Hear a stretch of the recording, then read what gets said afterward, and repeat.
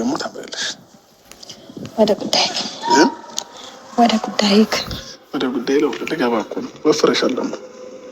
በመጀመሪያ ደረጃ ያው ወደ ውጭ ሄዳለሁ ምናምን ነገር የምትይውን ነገር እንድታቆሚው እፈልጋለሁኝ።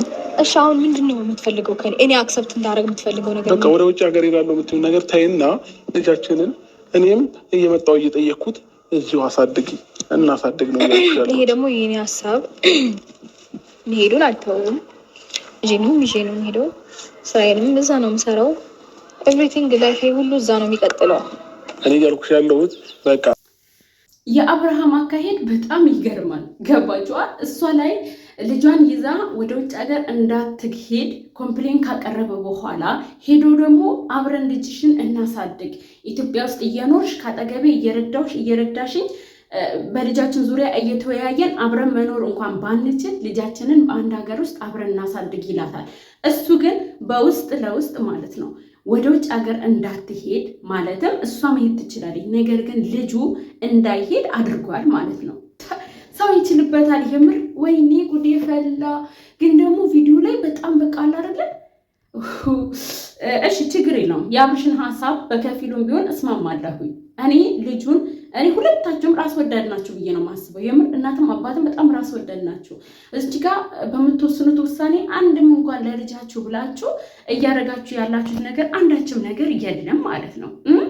ደግሞ አዲስ አበባ ላይ እየኖሩበት ያለው ቤት ኪራይ ነው ብዬ ሰሞኑ ነግራችሁ ነበር። አንቺ ወደኛ ምናምን አላችሁኝ። ይኸው እራሱ በአንደበቱ የኪራይ ቤት ነው ብሏል። እና የኪራይ ቤት ከነ ሙሉ ዕቃ ለቅልሻለሁ ብለህ ስትል ትንሽ አታፍርም እንዴ? እየተከራየችም እየኖረች ነው ማለት ነው እኮ የኪራይ ቤት። ምን ዕቃውን ነው እንዴ የምትለው? ዕቃ ዋናው እኮ ቤት ነው ወንድሜ። ቤት የገዛኸውን ቤት ነው ለሷ ልትሰጥ የሚገባው። እና ማለት ነው ምን እንዳለ ታውቃላችሁ? እኔ እንዳለልኝ እኖራለሁ አለ። ምን ነው ከሄርሜላ ጋር ደስተኛ አይደለም እንዴ? እና ደግሞ በመነጋገር ለመፍታት እየሞከርኩ ነው፣ ልቧ እንዲራራ የቻልኩትን እያደረግኩ ነው አለ። እስኪ ቤተሰብ የቻለውን እያደረገ አይታችሁታል እንዴ?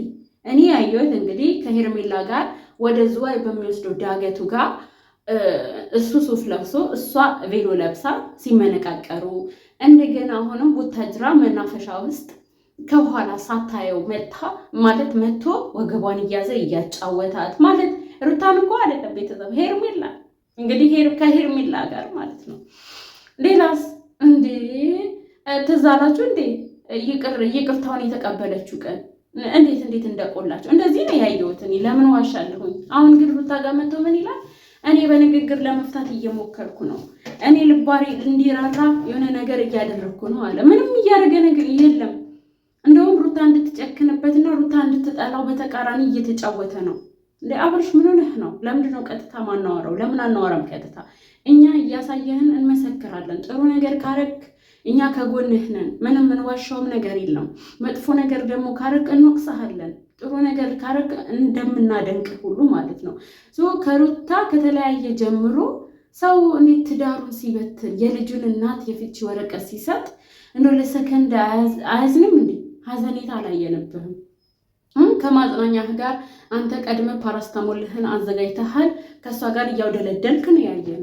ለምን ይዋሻል? አሁን ደግሞ መተህ ምንድን ነው ደግሞ እኮ መረጃ ደርሶኛል። ህግ ጋር ሄደህ ምን እንዳደረግክ መረጃ ደርሶኛል።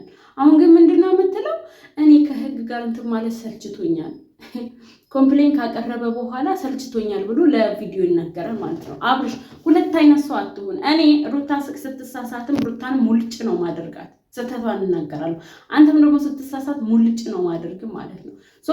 ለምንድን ነው ሁለት አይነት ሰው የምትሆነው? ተግባር ላይ ሌላ ሰው ነህ፣ ካሜራ ላይ ደግሞ በጣም ምስኪን ትጫወታለህ። ዛሬም ሩታን ለማስረገጥ ማለት ነው፣ ሩታን ለማስረገጥ። የዛሬው ቪዲዮ ደግሞ ሩታን ለማስረገጥ፣ ነገ ደግሞ አውቃ አንተ ትረገጣለህ፣ ተነገ ወዲያ ደግሞ አውቃችሁ ሄርሜላ እንድትረገጥ ታደርጋለች። ምንድን ነው ይሄ? ሊገባኝ አልቻለም እንዴ። ለምንድን ነው ስርዓት ማትይዘው ማለት?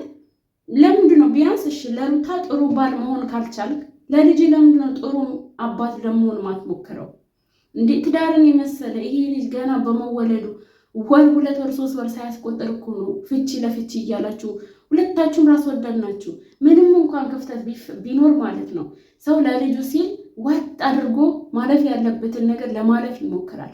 ኢቨን እንኳን ማለፍ ማስተካከል ማይችል ከሆነ እስከ 6 ወር እስከ 1 ዓመት ነገሮችን ችሎ ለማሳለፍ ይሞክራል። እናንተ ግን ልጁን ስታመጡት በጎሜ ልጁ ሲያድግ ጎሜ ጭቅጭቅ ጎሜ ታውቃላችሁ እና አብርሽ ያውቁታል። ያው ጉራጌ ምናምን ጎሜ ሲባል እና አታስቁኝ። እኔ በአማርኛ ነው የሳኩት። ያው የእነ አብርሽ አማርኛና የኔ አንድ አይነት ነው፣ ወሰድ ያደርገናል ወደዛ ወደ ጉራጌው ማለት ነው። እና ጎሜ ማለት አለመስማማት ማለት ነው።